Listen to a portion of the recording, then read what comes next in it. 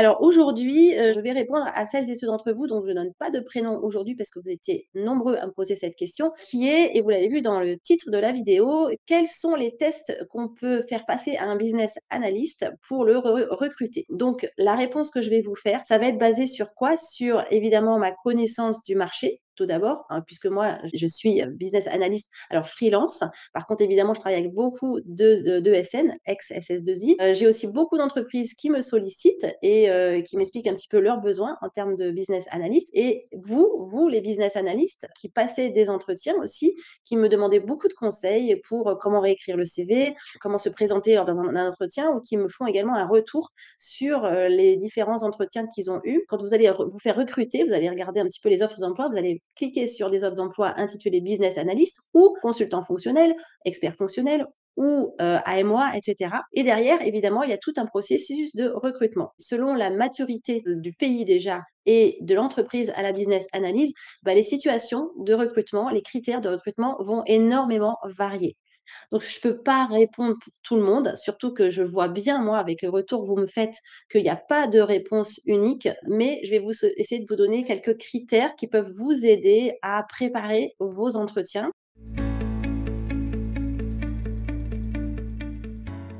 Et bienvenue sur bestofbusinessanalyst.fr, la chaîne des business analystes francophones. J'espère que vous allez tous très bien et que vous commencez cette nouvelle année en fanfare avec plein de projets. En tout cas, je vous souhaite qu'ils soient tous une réussite tant sur le plan pro que sur le plan perso. Voilà, c'est aussi important l'un que l'autre à mon sens. Alors, j'ai changé un petit peu de décor, hein. Je m'excuse, hein, je ne suis pas en studio, donc il y a un peu de contre-jour, mais bon, l'essentiel, c'est que le message il soit délivré. Pour tout vous dire, j'en avais un petit peu marre d'être tout le temps dans le même décor. Donc, c'est voilà, nouvelle année, on change un petit peu. Et donc, je vous accueille dans mon salon. Voilà, j'espère que ça va vous permettre aussi de renouveler un petit peu votre visionnage de vidéos parce qu'il y en a certains qui me suivent depuis quelques années et c'est toujours un petit peu la même chose. Donc, mes nouvelles décisions de l'année 2023. Alors, je vous fais aujourd'hui une réponse en vidéo. Donc, vous savez que j'aime bien répondre à vos questions, les questions que vous m'envoyez à alice@bestofbusinessanalyst.fr. Donc, je vous remercie d'ailleurs, hein, tous celles et ceux qui m'envoient des questions. Ça me permet d'avoir des thématiques à aborder dans cette chaîne. Donc, n'hésitez surtout pas. Évidemment, regardez peut-être au préalable dans le contenu de la chaîne, voir si vous n'avez pas déjà la réponse à vos questions. Mais quoi qu'il en soit, n'hésitez pas à me l'envoyer pour que je l'aborde. Alors, en général, je ne peux pas y répondre de suite puisque j'ai quand même un fichier assez étoffé de questions. Et d'ailleurs, ça fait l'objet de cette modification de format parce que j'avais tellement de questions en suspens, en retard, que j'arrivais pas à y répondre puisque si vous me suivez, vous savez que j'aime bien structurer mes réponses. Qui dit structuré dit de mon côté quand même des recherches et une préparation qui est assez lourde, assez longue et je pouvais pas voilà, faire de vidéos questions-réponses très, très fréquemment. J'ai pris beaucoup de retard. J'ai des questions qui datent il y a plus d'un an. Donc ce format-là, il est beaucoup plus spontané. Avant de commencer à tourner la vidéo, en fait, je prends connaissance simplement d'une question et je me dis, celle-là, c'est bon, je pense que je peux y répondre de manière improvisée, sans faire de recherche. Et donc, c'est ce que je vais faire. Donc, par avance, mes excuses et si c'est pas structuré, si ça va un peu dans tous les sens, ça va être, voilà, je vais quand même essayer de structurer, hein, je vous rassure, mais ça sera pas exactement aussi précis que ce dont vous avez l'habitude. Voilà. Alors, si vous ne me connaissez pas, je m'appelle Alice Vachi, je suis business analyst depuis un paquet d'années. Vous pouvez aller regarder sur mon site internet bestofbusinessanalyst.fr pour en savoir un peu plus sur moi. Je suis également la fondatrice de ce blog, bestofbusinessanalyst.fr. Je suis également aux manettes de cette chaîne YouTube qui est dédiée aux business analystes francophones, même si je sais qu'il y en a beaucoup d'entre vous qui regardent avec le sous-titre en anglais ou dans d'autres langues, donc ça dépasse les business analystes francophones. Mais c'est vrai que je m'axe surtout sur cette communauté francophone que je connais bien mieux que la communauté anglophone, anglo-saxonne, même si j'ai un œil avisé dessus puisque ça m'inspire également beaucoup. On a quand même pas mal de retard, nous, dans les pays francophones par rapport aux anglo-saxons. Si vous ne connaissez pas mon blog, je vous invite à y aller. Vous allez y trouver énormément de ressources gratuites. Vous allez retrouver des articles que je publie toutes les semaines. Vous allez trouver des tutoriels, des vidéos, des podcasts. Vous allez retrouver, bien entendu, aussi des templates téléchargeables, un e-book gratuit qui explique ce qu'est la business analyse et plein d'informations également pour celles et ceux qui veulent se professionnaliser. Vous allez trouver dans mon site internet les différentes formations que je propose tant aux particuliers qu'aux entreprises. Vous trouverez également les prestations que je propose. Alors le site, il va être amené à évoluer en 2023. Ça fait partie de mes bonnes résolutions puisqu'il était encore sur le format de 2018 sous forme de blog que j'avais créé toute seule. Et là, avec le recul, il y a quand même beaucoup de choses qui ont changé. Donc, j'essaye de vous proposer un format qui est plus facile à parcourir. Donc, ça va arriver dans les quelques semaines, hein, je pense. Voilà, donc également, si vous n'êtes pas encore abonné à la newsletter, rendez-vous sur mon site bestofbusinessanalyst.fr. En vous abonnant à la newsletter, donc c'est évidemment totalement gratuit, mais ça vous permet de faire une veille informationnelle gratuite tous les 15 jours dans votre boîte mail, dans votre messagerie. Vous recevez la newsletter bimensuelle qui permet d'avoir les derniers articles, tutos, podcasts, les ressources, les événements sur la business analyse. Et c'est également le moyen que j'utilise pour vous informer des différentes formations. Par exemple, la réouverture de la masterclass, devenir business analyst en système d'information, les fondamentaux de A à Z. Ça me permet aussi de vous informer, d'informer toute la communauté des dates de réouverture ou de préinscription. Voilà, donc ça c'est pour la petite présentation. Alors aujourd'hui, je vais répondre à celles et ceux d'entre vous dont je ne donne pas de prénom aujourd'hui parce que vous étiez nombreux à me poser cette question, qui est, et vous l'avez vu dans le titre de la vidéo, quels sont les tests qu'on peut faire passer à un business analyst pour le recruter. Alors déjà, première chose, je ne suis pas recruteuse, d'ailleurs, je m'adresse aussi à celles et ceux qui demandent des alternances, etc. Je ne suis pas la bonne personne, hein, je ne suis pas une entreprise qui recrute des business analysts. Donc, la réponse que je vais vous faire, ça va être basé sur quoi? Sur évidemment ma connaissance du marché, tout d'abord, hein, puisque moi, je suis business analyst, alors freelance. Par contre, évidemment, je travaille avec beaucoup de SN, ex-SS2I. J'ai aussi beaucoup d'entreprises qui me sollicitent et qui m'expliquent un petit peu leurs besoins en termes de business analyst. Et vous, les business analysts, qui passez des entretiens aussi, qui me demandez beaucoup de conseils pour comment réécrire le CV, comment se présenter lors d'un entretien, ou qui me font également un retour sur les différents entretiens qu'ils ont eus. Donc à ce propos, j'ai des prestations, hein. Je peux vous accompagner pour cette soit une reconversion, soit optimiser en fait ce processus de recrutement. Voilà, donc en fait, je me base dessus, mais prenez quand même du recul parce que sachez qu'il y a presque autant de situations qu'il n'y a d'employeurs. Pourquoi? Parce qu'on est sur un marché qui est peu mature. Peu mature, ça veut dire que les entreprises, elles connaissent mal, voire pas du tout, la business analyse. Elles ont des habitudes de recrutement qui sont parfois anciennes, par exemple des recrutements de consultants fonctionnels, de product owners, voilà, donc ces autres terminologies de consultants assistants à la maîtrise d'ouvrage, par exemple. Donc ça, je vous invite à regarder aussi d'autres vidéos sur mon site pour voir les synonymes, en tout cas, de rôles qui sont des professionnels de la business analyse. Donc, je les ai nommés quelques-uns. C'est product owner. Un product owner fait de l'analyse d'affaires. On a l'assistant à la maîtrise d'ouvrage, donc AMOA. On a tout ce qui est consultant qualification recette, responsable de procédure, consultant fonctionnel, voire technico-fonctionnel, etc. Donc tous ces professionnels pratiquent de l'analyse métier. On a également aussi le chef de projet MOA, chef de projet maîtrise d'ouvrage. Donc tous ces professionnels font de la business analyse. Et puis on a également des vrais, entre guillemets, c'est pas des vrais, mais c'est des personnes qui ont le titre réellement sur leur fiche de poste de business analyst. Donc quand vous allez vous faire recruter, vous allez regarder un petit peu les offres d'emploi, vous allez cliquer sur des offres d'emploi intitulées business analyst ou consultant fonctionnel, expert fonctionnel ou AMOA, etc. Et derrière, évidemment, il y a tout un processus de recrutement. Donc, comme je l'ai dit, l'entreprise, selon la maturité du pays déjà et de l'entreprise à la business analyse, les situations de recrutement, les critères de recrutement vont énormément varier. Donc, je peux pas répondre pour tout le monde, surtout que je vois bien, moi, avec le retour que vous me faites, qu'il y a pas de réponse unique, mais je vais essayer de vous donner quelques critères qui peuvent vous aider à préparer vos entretiens. Voilà, donc première chose à comprendre, c'est qu'effectivement, il faut déjà voir ce que le contenu du poste auquel vous postulez contient. Ne vous contentez pas d'un simple libellé, par exemple, business analyst ou consultant fonctionnel ou AMOA ou product owner. Allez vraiment regarder dans la fiche de poste, que ce soit en tant que freelance, consultant ou en tant qu'embauché chez un client final. Vraiment aller dans le détail. Regardez ce qu'on va vous demander parce que ça déjà, ça va vous orienter sur la manière dont vous allez pouvoir préparer votre entretien d'embauche.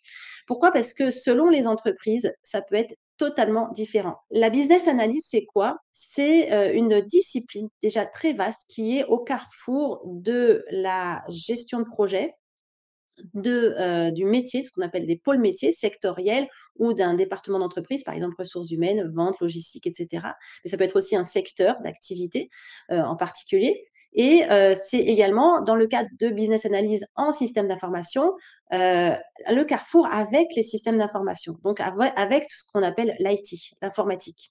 Donc le business analyst, il va être un peu le liant de tous ces différents pôles, toutes ces différentes disciplines et vous pouvez imaginer que ça peut être extrêmement différent puisque, par exemple, vous travaillez dans un secteur en particulier, je ne sais pas, la publicité ou vous travaillez dans l'industrie, mais vous pouvez travailler dans les banques, dans des assurances. Donc, vous voyez déjà, vous avez autant de spécificités qu'il y a de secteurs, évidemment. Après, c'est pareil, lorsque vous êtes spécialiste dans un pôle métier département d'entreprise, ça peut être la logistique, ça peut être la vente, ça peut être le marketing, ça peut être ce que vous voulez, R&D, etc. Mais ça va être encore une autre spécificité. Donc, quand on parle de pôle métier, déjà, on va pouvoir mixer toutes ces combinaisons. Donc, imaginez un petit peu en termes de recrutement tout ce qu'on peut potentiellement vous demander. Après, il y a la gestion de projet. Donc, je le dis souvent, mais la gestion de projet, c'est hyper important quand on est business analyst parce qu'on ne travaille pas pareil dans un contexte de méthodologie de gestion de projet traditionnelle, cycle en V en cascade, et par exemple dans les approches agiles. Donc il y a de plus en plus de projets de systèmes d'information notamment, mais pas que, hein, de projets de manière générale, qui sont gérés avec des approches agiles. Et ça aussi, ça va changer énormément le positionnement du business analyst, puisque ses livrables vont changer, son périmètre va changer, on va dire sa feuille de route va changer, ses interlocuteurs aussi vont changer, le jargon peut également changer, puisque si vous travaillez en agile, vous savez très bien que le jargon, il s'apprend. Voilà, si on vous parle de sprint, de product backlog, de user stories, etc., de critères d'acceptance, c'est vraiment du jargon agile dans les systèmes d'information et ça s'apprend. Donc en fait, quand on est business analyst, on a vraiment énormément on va dire de facteurs en fait qui vont influer sur notre capacité à savoir travailler ou telle circonstance. Donc, quand vous allez déjà vous positionner sur une offre d'emploi, la première chose, c'est de pas vous arrêter sur le libellé du poste, mais vraiment d'aller regarder dedans, puisqu'il y a parfois des libellés de poste, en particulier business analyst, mais qui vont encore une fois prendre des dénominations un petit peu différentes. Donc ça, je vous invite encore une fois à regarder dans mon site internet les différents libellés. Donc ça, c'est la première chose à comprendre, c'est que c'est un périmètre à géométrie variable. Et donc déjà, on ne peut pas vous dire, voilà les critères qu'on va faire passer à un candidat pour se faire recruter, parce que ça dépend déjà de tout ça. Néanmoins, heureusement, le métier de business analyst, c'est quand même un métier qui répond à des bonnes pratiques et qui a surtout un périmètre très défini, même s'il est très large et assez complexe, même voire très complexe. Complexe pourquoi? Parce que ça fait intervenir l'humain. Hein, donc dès qu'il y a de l'humain derrière, c'est complexe. Ça ne veut pas dire compliqué, même si ça joue quand même, mais c'est complexe. Donc pour donner la différence entre complexe et compliqué, c'est quand même un petit point à comprendre. Il est très compliqué de créer, de faire une navette spatiale, par exemple, parce que techniquement, technologiquement, c'est très compliqué. Il y a plein de pièces, plein de procédures, plein de au niveau aérospatial, etc. Donc ça, c'est très compliqué. En revanche, le fait de travailler, par exemple, sur une conduite du changement, quel que soit le domaine, ça, c'est complexe parce que comme il y a l'humain, eh bien, il n'y a pas justement de processus figé. Tout peut changer. Avec l'humain, tout peut changer. Donc ça, c'est la différence entre complexe et compliqué. Et le métier de business analyst est un métier complexe qui peut aussi être compliqué selon les cas de figure. Donc ça, c'est déjà la chose à comprendre si vous n'êtes pas trop habitué à ce métier. Donc quels sont les critères, les tests que je ferai passer moi à un business analyst? Bah déjà, quel est mon besoin en tant que recruteur? Est-ce que j'ai besoin d'avoir un candidat qui connaît mon secteur d'activité parce que c'est un secteur qui est compliqué et je peux pas passer du temps à lui expliquer le détail de, par exemple, des règles métiers dans les banques ou dans l'aéronautique, qui sont des métiers, par exemple, compliqués. Donc, évidemment, je ne parle pas de tous les métiers, je ne les connais pas tous, mais vous voyez un petit peu ce que je veux dire. Donc, en tant que recruteur, selon mon besoin, j'ai peut-être besoin d'avoir quelqu'un de déjà au courant de la comment dire? Des éléments, compliqués de mon secteur d'activité. Donc potentiellement, je pourrais poser, des questions métiers en lien avec: «Est-ce que vous connaissez, par exemple, tel ou tel indicateur dans, les banques, les assurances? Est-ce que vous connaissez dans l'aéronautique telle ou telle problématique, telle ou telle contrainte de l'EASA, de voilà, d'autorités, supranationales et cetera?» Donc ça serait déjà la première chose au niveau des pôles métiers. Après, si vous travaillez, pour une mise en place d'un logiciel, bah, admettons pour, les ressources humaines, un SIRH, donc système d'information des ressources humaines, ou pour la comptabilité, un logiciel comptable, vous avez peut-être besoin d'avoir un business analyst qui connaît en fait les problématiques métiers de ce pôle métier, qui connaît les problématiques RH ou qui connaît les problématiques des comptables. Donc, vous voyez que déjà en termes de tests à faire passer un business analyst, ça peut être des questions pour voir un petit peu sa facilité déjà à appréhender le domaine s'il est débutant dans le domaine, parce que je vous rassure quand même, on n'est pas obligé d'être un expert dans les pôles métiers pour commencer.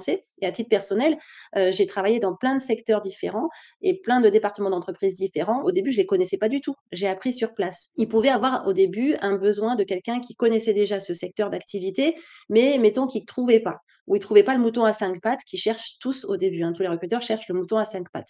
Donc au bout d'un moment, eh ben, ils assouplissent un petit peu leurs critères de recrutement et ils acceptent de voir des professionnels à qui il manque en fait un de ces critères de compétences, on va dire. Et donc, ça m'est évidemment arrivé, comme à tous les business analysts, de commencer dans des secteurs où on a dû apprendre à partir de zéro le métier pour lequel on allait être analyste d'affaires. Donc ça, c'est une première chose. Regardez bien déjà dans l'offre d'emploi, mais si dans l'offre d'emploi, c'est marqué qu'il faut absolument connaître tel secteur d'activité, effectivement, vous pouvez toujours essayer de postuler, pourquoi pas. Mais si c'est marqué que la connaissance dans tel secteur est un plus, n'hésitez pas. Présentez-vous, voilà. Et par contre, après, vous allez montrer votre capacité à vous approprier plein de secteurs, plein de thématiques différentes. D'ailleurs, entre parenthèses, un business analyst, c'est sa force. Un business analyst, il est capable de s'approprier absolument tous les métiers. Il n'y a pas de métier qui devrait sortir du champ de compétences d'un business analyst. C'est vraiment notre fonds de commerce, d'accord? Même si certains recruteurs ne l'entendent pas de cette oreille, mais sachez que c'est quand même une des compétences primordiales du business analyst, c'est de s'approprier tous les secteurs d'activité et tous les pôles métiers. Donc ça, c'est une première chose. Donc en niveau de test métier, ça pourrait être, poser des questions liées, à la thématique métier, voilà, qui serait importante pour l'entreprise. Donc préparez-le, hein, si vous avez, par exemple travaillé, dans des RH et cetera, enfin pour des SIRH, bah, préparez, mettez de côté peut-être quelques expériences que vous pouvez, montrer à vos recruteurs qui prouvent en fait vos précédentes réussites, hein, dans ce domaine-là. Alors, on va passer à la partie, gestion de projet. Alors, normalement, on va pas vous demander, de compétences de gestion de projet, quand bien même c'est extrêmement important. J'ai déjà abordé dans plein de vidéos et d'articles, sauf dans le cadre de projets agiles. Dans le cadre de projets agiles, eh bien, on va vous demander d'avoir une expérience, voire une certification agile. Parce que le jargon est particulier, parce qu'il faut apprendre, parce que le timing aussi est particulier et ça rassure énormément d'entreprises de savoir que vous savez, de quoi on va vous parler sans avoir à vous former. Alors bien entendu, ça n'est pas systématique. Là encore, vérifiez bien l'offre d'emploi puisque c'est vraiment, au sein de cette offre d'emploi que vous verrez si c'est un critère hyper important ou pas. Si jamais vous voyez qu'il faut absolument, connaître Scrum, donc au niveau agile, et bien, bah, renseignez-vous, même si vous en avez jamais fait, renseignez-vous. Il y a plein de tutos gratuits. Vous pouvez même passer des certifications, hein, si vous le voulez, ça vous resservira quoi qu'il en soit. D'ailleurs, je vous invite à aller regarder sur mon site internet puisqu'il y a une formation pour, product owner, une formation en e-learning asynchrone pour avoir la certification Scrum Product Owner PSPO 1. Donc voilà, déjà la première chose, si jamais vous voyez marqué dans une offre d'emploi la notion d'agilité, sachez que il va falloir peut-être que vous prépariez un petit peu ça, que vous expliquiez en quoi déjà vous avez la compétence. Par exemple, vous avez déjà travaillé dans ce contexte ou alors une certification, par exemple. Donc ça, c'est pour la partie gestion de projet. Alors, j'ai entendu aussi et vu et échangé avec certains d'entre vous, notamment en Suisse, où on parle souvent d'Hermès, qui est apparemment la méthodologie de gestion de projet, notamment dans tout ce qui est projet public, où d'après ce que j'ai compris, je ne connaissais pas Hermès, c'est de la gestion de projet traditionnelle.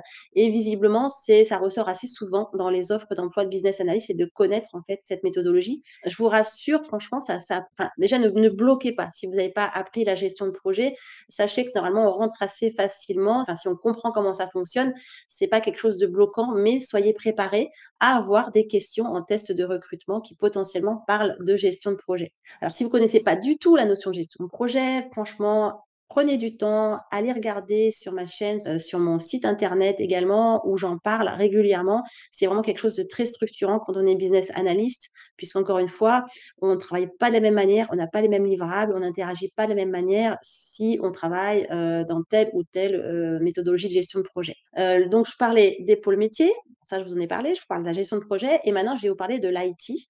Alors, ça, c'est lorsqu'on est business analyst en système d'information. Et donc là, quand on est BA en système d'information, on peut travailler soit côté client, ce qu'on appelle la maîtrise d'ouvrage, en France en tout cas, soit côté du réalisateur de la solution, qui est ce qu'on appelle en France également la maîtrise d'œuvre. Donc, on a d'un côté le porteur du besoin, le client, et le réalisateur de la solution, qui est soit la DSI, donc c'est Direction des systèmes d'information, soit une ESN ou un éditeur, peu importe, qui est mandaté pour coder ou personnaliser une solution informatique. Donc, en tant que business analyst, vous pouvez être attaché soit au pôle métier, soit au porteur du besoin, soit à l'informatique, donc dans le cadre d'une équipe de systèmes d'information. Et là, en fait, les tests de recrutement peuvent être très différents. Si vous êtes business analyst côté pôle métier, côté porteur du besoin, on va plutôt vous demander de savoir modéliser les processus d'entreprise, par exemple avec BPMN. Donc là, pareil, regardez sur ma chaîne quand je parle de tout ça, parce que je ne peux pas tout développer. Donc ça, c'est vraiment modélisation des processus métiers, re-engineering, redéfinition des processus métiers. On va vous demander aussi d'être en capacité à discuter avec le réalisateur de la solution. Donc sans avoir de compétences pointues en IT, il va falloir connaître déjà la gestion de projet, puisque vos interlocuteurs, vous allez les voir au niveau du projet. Ça sera à des jalons spécifiques de la feuille de route. Par exemple, on va vous demander de valider les spécifications fonctionnelles détaillées. On va vous demander par exemple, de valider le cadrage. Ou alors, c'est vous qui allez faire le cadrage. Donc, il faut que vous compreniez un petit peu qu'est-ce que c'est un cadrage, à quel moment ça arrive au niveau du projet. Quand on me demande de valider les spécifications fonctionnelles détaillées qu'a écrit le business analyst côté maîtrise d'œuvre, côté réalisateur, quel est mon rôle? Quand on demande de valider des règles métiers ou au contraire de les donner, à quel endroit du projet j'interviens? Et donc, il faut vraiment connaître le cycle de vie d'un projet. Si vous êtes aussi là pour faire des tests d'acceptance, voilà. Qu'est-ce que c'est? À quel moment ça intervient? Donc, en fait, tout ça, lorsque vous êtes côté client, il va falloir que vous soyez en capacité à répondre à des questions qui ont trait à ce type de problématique, parce que c'est ça qu'on va vous demander. Heu, D'animer donc le projet, puisque par exemple, quand on est assistant à la maîtrise d'ouvrage, donc business analyst côté client, eh bien notre rôle, c'est entre guillemets d'être le chef de projet pour le compte du client, pour faire en sorte que le projet évolue, mais c'est pas nous qui allons être chef de projet côté technique, côté maîtrise d'œuvre, côté réalisation de la solution. Par contre, on va être là pour s'assurer que notre besoin, le cahier des charges, puis après le cadrage, et cetera, et le BRD, donc le Business Requirement Document, ouais, ça, c'est des termes qui peuvent avoir d'autres synonymes en entreprise. Donc, en fait, on va s'assurer que notre besoin, que nous, on a défini, eh bien, il va être correctement satisfait et donc couvert par la solution informatique qui va être développée par le réalisateur de la solution. On va nous demander aussi de s'assurer que, au niveau du timing, du planning, ça va dans le bon sens, qu'on n'est pas en retard, et cetera. Et sinon, de comprendre pourquoi et d'être force de proposition, et cetera. Donc ça, c'est les questions, les tests, en fait, entre guillemets, qu'on pourrait faire passer un business analyst rattaché à la maîtrise d'ouvrage. Si vous êtes business analyst rattaché à la maîtrise d'œuvre, donc c'est plutôt ce qu'on appellera un consultant fonctionnel, voire technico-fonctionnel, lorsque vous intervenez sur des projets de logiciels d'éditeurs ERP, Business Intelligence, CRM, PLM, et cetera. Donc ça, si vous êtes rattaché à la maîtrise d'œuvre, là, vous allez être dans l'équipe projet, informatique. Vos collègues directs, ça sera des développeurs, ça sera le chef de projet informatique, des intégrateurs, des testeurs, et cetera. Et là, votre rôle, il va être sur la base des besoins et des processus métiers qui auront été transmis par le client et donc potentiellement par votre pendant business analyst côté client, eh bien, votre rôle, ça va être de dire ce que le logiciel va faire pour y répondre et comment il va le faire. Donc, vous allez décrire les fonctionnalités, les exigences non fonctionnelles, les exigences de transition. Tout ce que je vous dis là, c'est vraiment décrit en long, en large et en travers dans la masterclass que je propose pour vous professionnaliser, hein. Donc, c'est vraiment des choses qui s'apprennent, hein, et je vais y revenir d'ailleurs dessus. Donc côté, réalisateur de la solution, eh bien, c'est vraiment ça qu'il va falloir connaître, c'est comment s'organise, un projet de système d'information?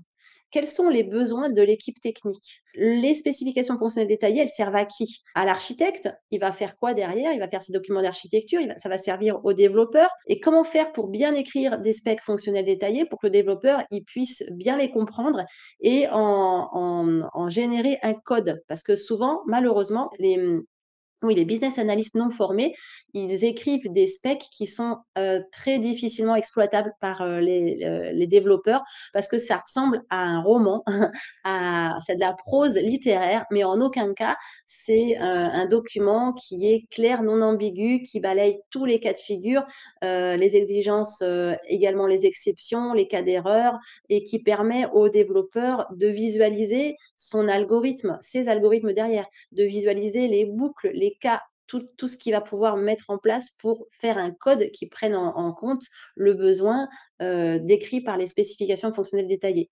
Donc quand vous êtes côté maîtrise d'œuvre, on va vraiment vous demander d'avoir cette sensibilité IT, du besoin projet IT, des besoins des développeurs et de vos interlocuteurs IT. Alors, vous allez pouvoir également, faire des tests. Donc là, quand on fait des tests métiers, des tests fonctionnels, eh bien, il faut être beaucoup plus technique. C'est-à-dire qu'il faut parfois être capable d'aller dans la base de données, de requêter un minimum. Alors, je le dis souvent, on nous demande pas d'être pointu en informatique, quoique, et je reviendrai là-dessus juste après, mais il faut quand même un minimum comprendre ce qu'est un système d'information, qu'est-ce que c'est qu'un S, des batchs. Voilà, il y a là aussi, il y a du jargon qui est propre à l'informatique que vous allez manier et que vous allez très peu manier si vous êtes attaché au pôle client, enfin à la maîtrise d'ouvrage, même si vous allez les entendre et donc il va falloir quand même que vous compreniez un minimum, mais c'est beaucoup moins, pointu que lorsqu'on est côté, maîtrise d'œuvre, réalisateur de la solution. Donc les tests qu'on va faire passer à des business analysts rattachés à une équipe informatique, ils vont être beaucoup plus IT que côté pôle métier. On va vous demander également de faire de la modélisation, mais ça va être de la modélisation beaucoup plus orientée, on va dire, architecture, et logiciel.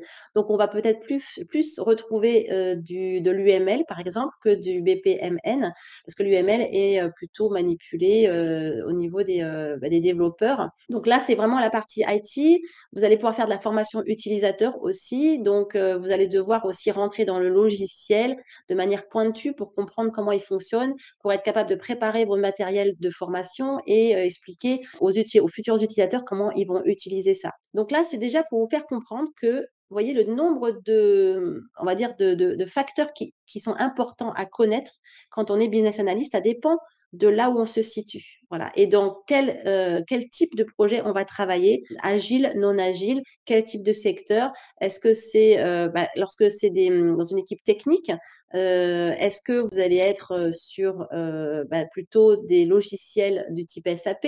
Donc là, vous allez devoir connaître le logiciel SAP, ou alors est-ce que c'est des logiciels créés à partir de zéro, des logiciels maison? Donc là, vous n'avez pas besoin de connaître le logiciel à l'avance, de toute manière, vous ne connaissez pas, c'est vous qui allez le déterminer, le définir. En revanche, vous allez, peut-être, devoir vous approprier, l'architecture existante, enfin les différents logiciels qui existent dans l'entreprise, si vous êtes interfacé avec d'autres systèmes d'information, et cetera. Donc voilà, donc ça, il faut bien déjà avoir cette compréhension-là. Après, évidemment, et j'aurais peut-être dû commencer par là, il faut connaître votre métier. C'est la priorité des priorités. Il faut connaître le métier de business analyst. Que fait un business analyst? Quelles sont ses activités? Quels sont ses livrables? Avec qui il travaille? comment il fait, quelles sont les bonnes pratiques, quelles sont les techniques et méthodes qu'il manipule. Et ça, c'est un métier. Alors, je le dis souvent pour, dédramatiser, malheureusement 98 des business analysts ne sont absolument pas formés à leur métier. Ça veut dire que 98 sont autodidactes et donc que 2 à la louche, hein, j'ai pas de statistiques précises, mais c'est grosso modo ce qu'on peut dire, 2 sont formés, tout ou partie à leur métier. Ça peut être une formation, on va dire, sur une partie de l'analyse métier.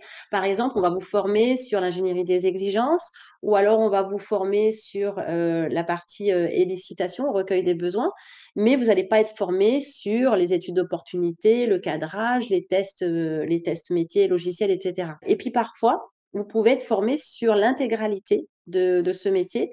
C'est ce que moi je propose avec la masterclass de bestofbusinessanalyst.fr. Donc vous allez regarder sur mon site si ça vous intéresse.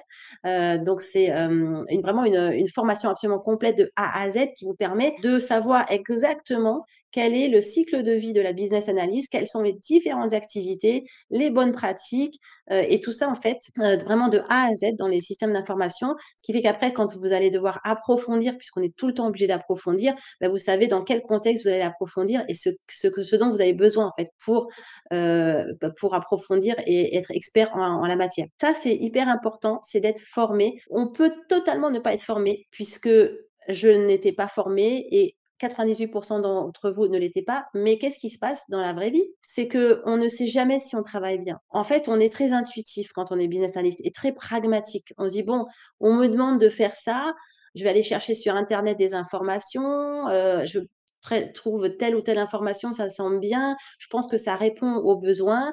OK, bah, je vais mettre en place tel ou tel processus. On me demande de faire un cadrage, j'en ai jamais fait, j'ai pas été formée. Bon, qu'est-ce que c'est qu'un cadrage? Je vais chercher des templates éventuellement qui existent dans l'entreprise ou alors je vais voir s'il y a d'autres personnes qui ont déjà fait des cadrages et je vais m'en inspirer. Donc en fait, quand on est BA, c'est vraiment la manière dont on travaille en général, sans formation. C'est, parce qu'on est des gens très capables en fait, et c'est une compétence très importante, très curieux et très capable d'aller chercher l'information qui est, vous l'avez compris, extrêmement variée, avec tout ce qu'on manipule comme information. On va être capable d'aller chercher l'information de manière très curieuse, et d'aller le chercher partout, voilà. Et c'est ça qui va faire qu'à la fin, on va être capable de faire un livrable qu'on n'a jamais fait auparavant, qu'on va faire une activité qu'on n'a jamais fait auparavant. Mais ça peut durer évidemment des années de monter en compétences sans au final jamais avoir eu la confirmation que ce qu'on a fait par intuition, par pragmatisme, par le biais de nos recherches, eh bien, sans avoir jamais eu la confirmation que c'était vrai, que c'était correct. Ce qui fait que beaucoup de business analysts ont un syndrome de l'imposteur très ancré et je peux vous assurer que c'est la règle plus que l'exception et c'est pour ça que j'en parle souvent parce que même au bout de 20 ans de pratique, finalement, on a acquis une confiance en soi puisque forcément, bah, on a 20 ans d'exercice de notre discipline.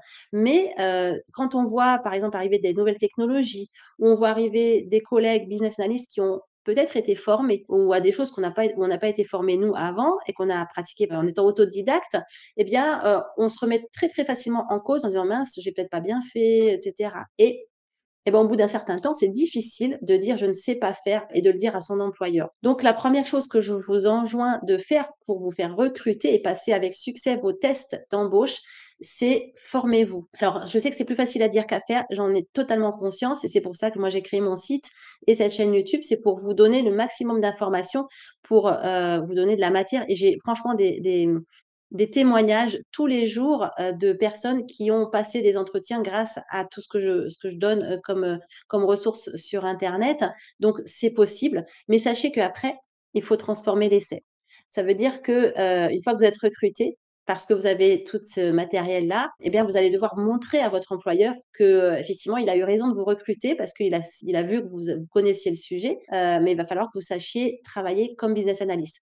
On va vous mettre dans le grand bain directement, on va vous demander de faire une analyse des besoins, on va vous demander de faire une analyse des risques, on va vous demander de faire, une analyse d'écart, on va vous demander de faire d'écrire des spécifications fonctionnelles détaillées, on va vous demander de faire une modélisation de processus, on va vous demander je sais pas moi, d'écrire, un fichier en XML aussi pour, une interface. On va vous demander, de préparer des jeux 2D pour les tests logiciels. On va vous demander de préparer une stratégie, de test ou des tests d'acceptance. Ou alors si vous êtes dans un contexte agile, on va vous demander d'écrire des user stories. On va vous demander peut-être d'assister le product owner, voire vous allez être product owner et on va vous demander, de gérer votre product backlog. Mais, pour ça, pour être capable de prioriser, bah, d'utiliser certaines bonnes pratiques pour prioriser les différents items du product backlog, les user stories. Enfin, on va vous demander plein, plein de choses dans la vraie vie et ça, franchement, vous pouvez évidemment improviser. Vous serez dans un inconfort comme un pas mal d'années ou alors vous pouvez vous former et moi, vraiment, je vous recommande de vous former. Selon les pays, l'offre de formation est très variable. Donc, il y a des pays où on trouve ça et d'autres pays, où on ne trouve absolument pas de formation à la business analyse. Donc, soit vous allez éventuellement chercher des formations en anglais, et je sais que c'est pas évident. Soit vous allez chercher, en français. Alors moi, évidemment, vous pouvez regarder sur mon site internet ce que je propose, notamment la masterclass pour se professionnaliser, intégralement, à ce métier. Et puis après, il y a des, formations plus spécialisées où vous allez approfondir des thématiques. Par exemple, une formation sur comment rédiger des specs fonctionnels détaillés, comment faire de la modélisation, comment préparer, ses tests et cetera. Comment faire une note de cadrage et j'en passe, et des meilleurs, voilà. Donc vous voyez, quand on veut se faire recruter et quand on dit: «Quels sont les tests que le futur employeur va me faire passer?» Eh bien l'employeur, il va vous faire passer des tests qui correspondent à son besoin et les besoins, ils sont extrêmement variés. Donc regardez en détail les offres d'emploi, et par exemple, il y en a certains qui me disent: «Mais nous, c'est bizarre, un business analyst, il est pas censé être, un expert technique, un développeur et pourtant on nous demande de connaître, du Python, on nous demande de savoir, faire du SQL de manière visiblement assez poussée. On nous demande, voilà, telle ou telle compétence technique». Eh bien, sachez que parfois, oui, si vous êtes au sein d'une équipe IT et vous serez peut-être technico-fonctionnel ou alors l'organisation, de l'équipe ou du projet fait que, il y aura pas les ressources, qui permettent de staffer, des professionnels, juste sur une compétence précise et donc il est possible que chez ce client final, dans ce contexte particulier, le business analyst, ils doivent un peu toucher à l'informatique sans aller trop dans le détail, mais il faut pas qu'il soit débutant dans la mesure où si on lui parle, avec un jargon IT et qu'il soit amené à aller requêter en base, bah, peut-être que ce contexte-là, il pourra pas demander tout le temps à un développeur de faire ça et donc peut-être qu'il va devoir aussi se former de manière alors, pas forcément dans le détail, superficielle à l'informatique. Mais, c'est attention, ça n'est absolument pas, pour tous les cas de figure. Il y a des fois, c'est absolument pas nécessaire et de manière, on va dire, globale, un business analyst n'est pas un expert, ni technique, ni métier. C'est un expert en business analyse qui est capable de faire se parler tous ces différents métiers, pour recommander, définir et mettre en œuvre la meilleure solution possible, face à une problématique, économique. Voilà. Donc si, les différents tests à passer, moi, en tant que, en tant qu'experte en business analyse, si je fais abstraction de toutes ces spécificités sectorielles, IT, maturité ou non maturité à la business analyse selon les pays et selon les entreprises, eh bien, personnellement, je commencerai par vérifier la connaissance que le candidat a en business analyse. Donc je lui demanderai, par exemple, de me décrire les différentes activités que fait, l'analyste métier pour, voilà, dans ce cycle de vie de la business analyse.